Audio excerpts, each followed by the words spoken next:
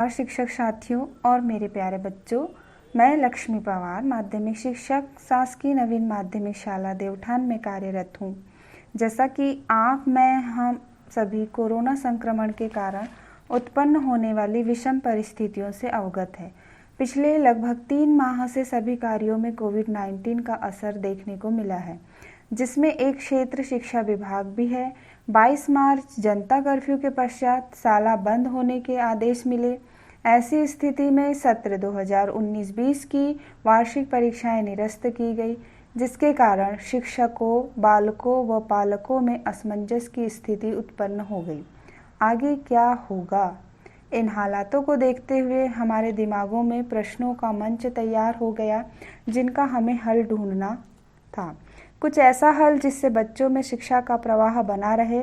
अब हम शिक्षकों का कार्य क्या होगा, विभाग का क्या कार्य होगा, ऐसी बहुत से प्रश्न मंच हमारे दिमाग में तैयार हो गए। इसी क्रम में मैं आप लोगों के सामने कोरोना को डिफाइन करना चाहूँगी। कोई रोके ना अब पढ़ाई को। बच्चों की पढ़ाई बंद ना हो, इसलिए शिक्षा विभाग, राज्य शिक्षा केंद्र का ई-लर्निंग एजेंडा तैयार किया गया। इस एजेंडे के तहत हम शिक्षकों की संकुल स्तर पर कक्षावार बने डिजी लैब व्हाट्सएप ग्रुप में जोड़ा गया। इस ग्रुप में हम सभी शिक्षकों को ग्रुप एडमिन बनाया गया। अब हमारा कार्य क्या था? अब हमें बालकों को ई लर्निंग से अवगत कराना एवं जिन जिन पालकों या अभिभावकों के पास एंड्रॉयड मोबाइल है, उनको डिजी लैब ग्रुप में जोड़ना।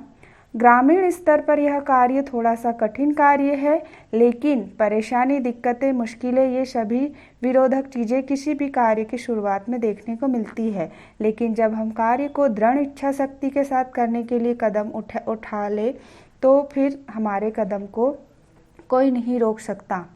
हमें कई और सुझावात्मक रास्ते मिल जाते हैं हमारे मंजिल तक पहुंचने के लिए। हमारी मंजिल, हमारा मकसद, हमारे बच्चे शिक्षा से जुड़े रहे, किसी न किसी तरह वह उनमें शिक्षा का प्रवाह बना रहे।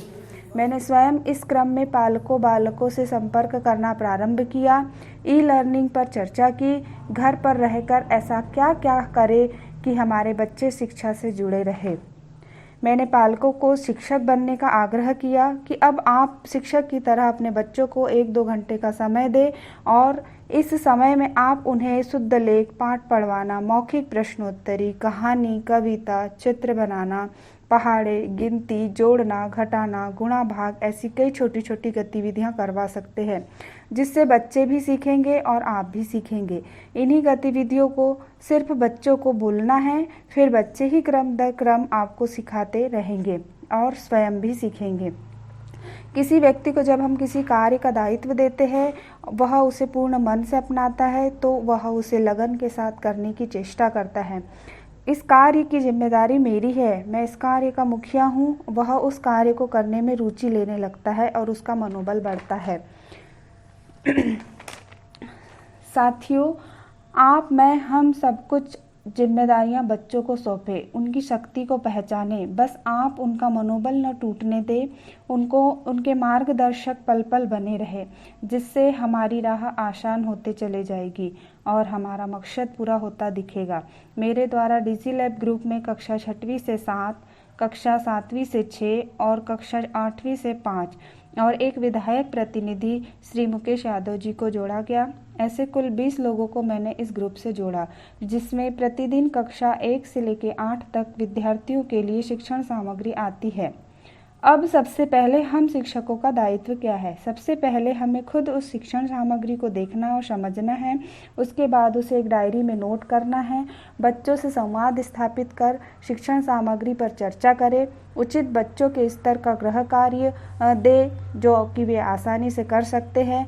मैंने बच्चों की सुविधा के लिए पालक बालक शिक्षक एक अलग से व्हाट्सएप ग्रुप बनाया है, जिसमें 20 अभिभावकों को जोड़ा है।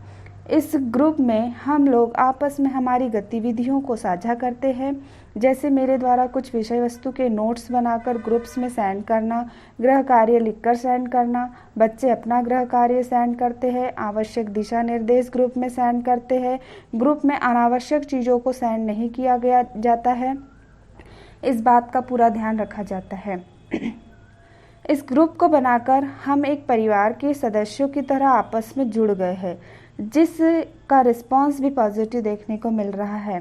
प्रतिदिन 11 से 12 बजे तक ज्ञानवर्धक कार्यक्रम झिलमिल, मीना की दुनिया एवं इंग्लिश इज फन कार्यक्रम आता है। इसको सुनने के लिए यह एक रेडियो प्रसारण है। इसको सुनने के लिए मैंने बच्चों को प्रेरित किया है एवं एक एसएमसी सदस्य को एक रेडियो भेंट किया गया है।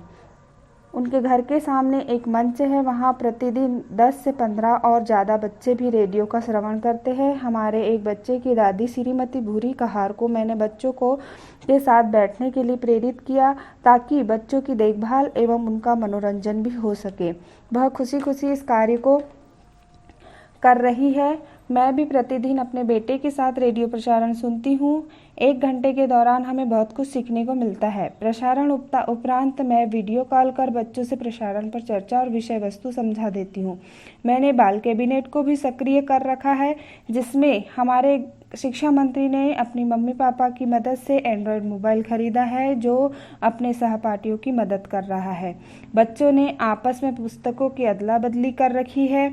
अपनी जूनियर क्लास के सहपाठियों को पढ़ाने की पहल कर रहे हैं। सभी बच्चे एक दूसरे के संपर्क में कार्यों में जुटे हैं, शिक्षा से जुड़े हैं और हमारा मकसद भी यही है कि बच्चे कुछ न कुछ एक्टिविटी करते रहे।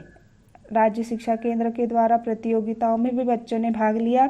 इसी मकसद को पूरा करने के लिए मैंने हमारी ही शाला में अध्ययनरत छात्राएं जो आज पॉली, जीएनटी, बीएससी कर रही है, उन्हें बच्चों की मदद के लिए प्रेरित किया गया। वे अपने मोहल्ले के बच्चों को अपनी सेवा दे रही है, जो एक सराहनीय कार्य है। शाला के द्वारा जरूर इन्हें पुरस्कृत किया जाएगा। बच्चों को समाचार सुनने के लिए प्रेरित किया गया है। मैंने कोरोना संक्रमण से बचने के लिए शाला में जाकर बच्चों को स्वयं के द्वारा सिले गए मास्क वितरित किए गए और उन्हें मास्क बनाना भी सिखाया और उसके फायदे भी बताए। हाथ धोने की स्टेप्स कर कर दिखाई। 2 मीटर की दूरी का पालन करने के लिए कहा गया। बच्चों को समझाया, अपनी सुरक्षा हमें खुद करना है। अपने परिवार, अपने परिवेश को ध्यान रखना है। साफ सफाई का उचित ध्यान रखना है।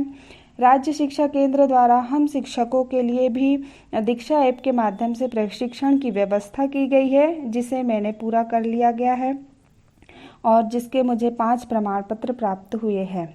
मैं अपने शिक्षक साथियों से आग्रह करना चाहती हूँ कि हम अपने गुरु पद की महिमा को बनाए रखें, हमारे कार्यों को तन्मयता के साथ करें, हमारे मकसद को ध्यान में रखकर कार्य करें, हमारे कार्यों को करने में अपना स्वयं का परिवर्तन लाए, दृढ़ इच्छा शक्ति पूर्ण मनोयोग से उत्साह के साथ अपनी शाला, अपने बच्चों एवं अपने विभाग के लिए कार्य करें।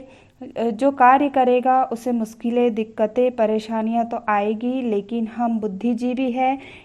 इन सब बाधाओं का निदान खोजते हुए सफलता के साथ हमारे मकसद की ओर पहुंचेंगे। जो निस्वार्थ भाव से कर्म करेगा, ईश्वर उसकी मदद करेगा। सभी शिक्षक साथियों से मेरा करबद्ध निवेदन है कि अपने दायित्वों को पूर्ण दृढ़ इच्छा शक्ति के साथ निभाइए। स्वस्थ रहिए, सुरक्षित रहिए। बहुत बहुत धन्यवाद। जय हिंद।